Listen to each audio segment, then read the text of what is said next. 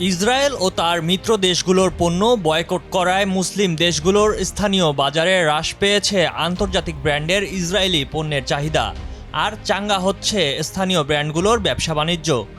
মুসলিম দেশগুলোতে দশকের পর দশক ধরে কোটি কোটি ডলার বিনিয়োগ করছে কোমল পানীয় ব্র্যান্ড কোকাকোলা আর পেপসি, কিন্তু গাজায় ইসরায়েলি আগ্রাসন শুরুর পর থেকেই এই বাজারে পড়েছে ভাটা।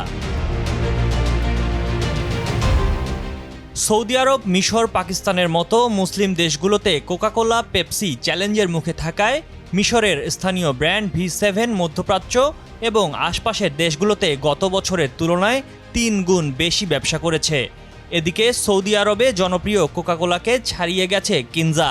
গাজায় চলমান যুদ্ধের জেরে আন্তর্জাতিক পণ্যের দরপতন আরও বৃদ্ধি পাবে বলে অভিমত বিশ্লেষকদের।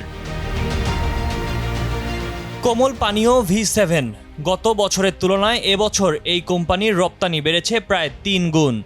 এই কোম্পানির প্রতিষ্ঠাতা মোহাম্মদ নূর জানান, ২০২৩ সালে V7 বাজারজাত করা হয়।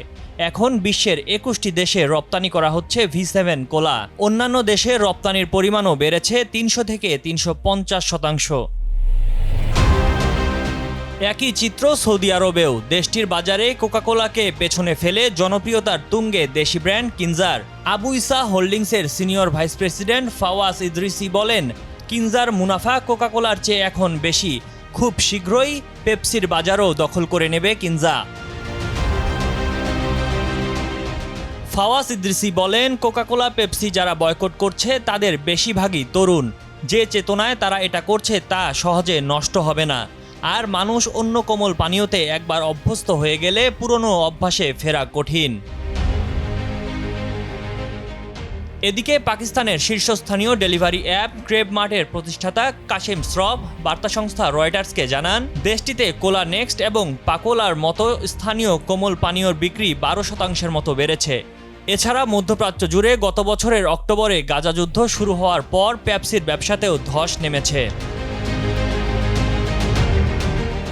পাকিস্তান, মিশরের মতো মুসলিম সংখ্যাগরিষ্ঠ দেশগুলোতে নিজেদের পানীয়ের চাহিদা তৈরি করতে বিশাল বিনিয়োগ করেছে কোকাকোলা ও পেপসি।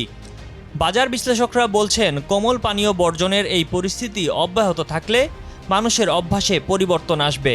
ফলে কোকাকোলা বা পেপসির পক্ষে আর বাজারে তাদের আগের অবস্থান ফিরিয়ে আনা সম্ভব হবে না। এতে বড় ধরনের আর্থিক ক্ষতির মুখে পড়বে কোম্পানিগুলো। ময়ূখ ইসলাম, কালের কণ্ঠ।